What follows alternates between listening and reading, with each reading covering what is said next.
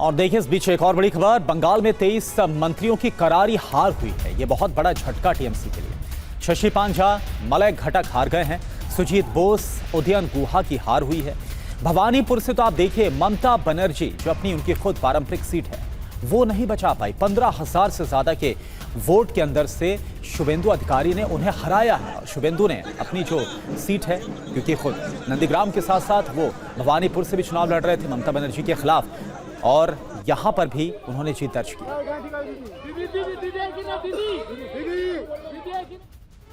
अब उन बड़े चेहरों की बात करते हैं, उन वरिष्ठ चेहरों की बात करते हैं जो अपनी सीटें नहीं बचा पाए। ममता बनर्जी, भवानीपुर सीट में हार का सामना करना पड़ा। यहां शुभेंदु अधिकारी ने जीत दर्ज की है। बात करते हैं कांग्रेस के दिग्गज चेहरे अधीर रंजन चौधरी की। जी हां, बहरामपुर से उन्हें हार नसीब हुई है।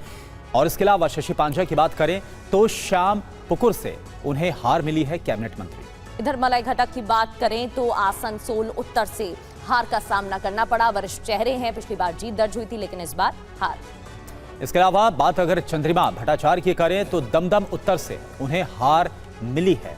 यानी कि इस बार कई जो दिग्गज है उनका जो किला है वो ढहता हुआ नजर आया।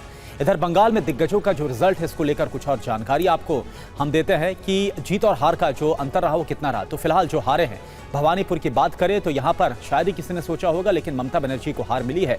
शुभेंदु अधिकारी ने जिस तरह से पूरा दम लगा दिया, और यहां पर मार्जिन क्या रहा जीत का शुभेंदु अधिकारी के लिए, 15,105 वोट का।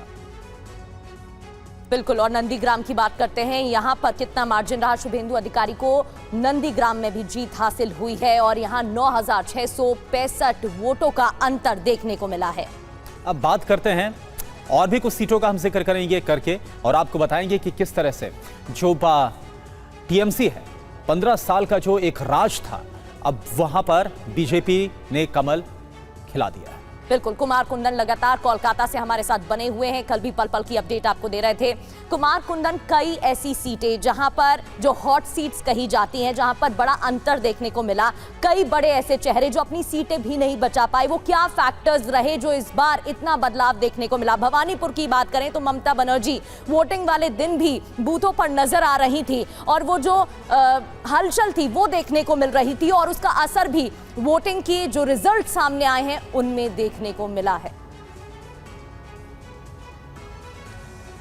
देखिए प्रगति, इसको आपको समझना पड़ेगा। ये एक दिन की परिणति नहीं थी, ये पिछले कई कह सकते हैं सालों से जो चल रहा था बंगाल में, उसकी परिणति थी। हालांकि 15 साल ममता बनर्जी को यहाँ पे समय दिया गया, लेकिन हाल की कई सारी ऐसी घटनाएं हुई। जैसे आप भवानीपुर की ही बात कर लें तो महिलाओं ने जिस तरीके से इस बार वोट दिया है भारतीय जनता पार्टी को, उसकी वजह खास करके तब थी जब उन्होंने महिलाओं ने एक महिला अस्मिता का मुद्दा सबसे बड़ा उठाया। आपको याद होगा आरजेकर, आपको याद होगा संदेश खाली, ये सारी ऐसी घटनाएं थी जिसमें कि महिलाओं को लगा कि उनकी अस्मिता एकदम तार तार हो रही है। आपको यह जानकर आश्चर्य होगा कि महिलाओं को लेकर कई सारी योजनाएं चला रही थी ममता बनर्जी, जिसमें डायरेक्ट बेनिफिशियरी। अच्छा कुमार, एक बात बता दीजिए बहुत जल्दी, क्योंकि वक्त बहुत कम है, क्योंकि अगले सीएम के तौर पर अगर बात करें, चर्चा बहुत जोरों पर इसमें, चाहे समीक भट्टाचार्य हो, दिलीप घोष हो, शुभेंदु अधिकारी हो, रूपा गांगुली का जिक्र भी हो रहा है, अग्निमित्रा पॉल का भी जिक्र हो रहा है, आप वहां पर खुद मौजूद हैं, सबसे ज्यादा चर्चा क्या है? देखिए, सबसे ज्यादा चर्चा निश्चित रूप से शुभेंदु अधिकारी की है, क्योंकि उन्होंने 2 बार ममता बनर्जी को हराया। पिछले बार की भी अगर बात करें 2021 में तो नंदीग्राम में हराया था, और इस बार भी भवानीपुर में हराया है। तो और खास करके बीजेपी के बहुत ही सबल चेहरे के रूप में वो निकले हैं पश्चिम बंगाल में, और उन्होंने एक कैंपेन को लीड किया है कहीं ना कहीं। तो निश्चित रूप से पहल फ्रंट रनर में वो हैं। हालांकि भारतीय जनता पार्टी पार्लियामेंटल दल में ये तय होगा कि किसके नाम पे चर्चा लगती है, और जो विधायक दल की बैठक होगी कलकत्ता में, एक तरीके से उसमें भी इस बात पर जो है चर्चा होगी कि कौन बनेगा मुख्यमंत्री। लेकिन जो फ्रंट रनर की आप बात कर रहे हैं करुणा, उसमें शुभेंदु अधिकारी निश्चित रूप से रहा है कि कौन बनेगा मुख्यमंत्री और बड़ी जिम्मेदारी किसे सौंपी जाएगी।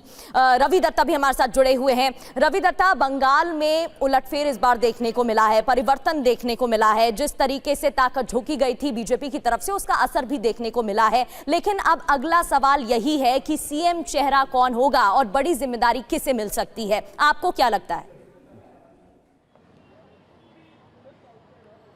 देखिए, पश्चिम बंगाल में इस सीट के लिए कहीं दावेदार है। सबसे पहले तो शुभेंदु अधिकारी है, जो कि जायंट किलर खुद है, दो जगह से जीते हैं। 2 बार ममता बनर्जी को हराया है, एक बार नंदीग्राम से, एक बार भवानीपुर से। जहां पे तृणमूल का जन्म हुआ था उस भवानीपुर में 15,000 वोटों में ममता बनर्जी का हार जाना, ये अपने आप में ये दर्शाता है कि शुभेंदु अधिकारी सबसे अव्वल नंबर है इस कैंडिडेचर के लिए, जो कि सीएम का कुर्सी है। दूसरी तरफ श्रमिक भट्टाचार्य है, जो कि बीजेपी का स्टेट प्रेसिडेंट है, वो भी दावेदार है। लेकिन जो असल बात है, इस बार पहली बार शायद हो सकता है पश्चिम बंगाल की राजनीति में हम लोग डिप्टी सीएम का चेहरा देख सकते हैं। और दूसरी बात, विधान परिषद का जो ऑप्शंस रहते हैं वो हम देख सकते हैं, तो ये भी हो सकती है। लेकिन पश्चिम बंगाल में सीएम का चेहरा कौन होगा, अगर माना जाए, क्योंकि बीजेपी की जो राजनीति है वहाँ से जो उभर के आते हैं, कभी कभार ऐसे भी होते हैं अननोन फेसेस अचानक सीएम बन जाते हैं, जिनको राजनीति में उतना प्रोमिनेंट फेस नहीं माना जाता। आखिरकार पश्चिम बंगाल में ये होगा कि नहीं होगा, ये अभी समय बताएगा। ठीक है, ये बड़ी बात आपने कही रविशंकर। जैसा बीजेपी के कई जो राज्य हैं जहां पर बीजेपी सत्ता में है, वहां पर हम देख रहे हैं कि मुख्यमंत्री के साथ साथ डिप्टी सीएम, तो क्या यहां पर भी ऐसा देखने को मिलेगा?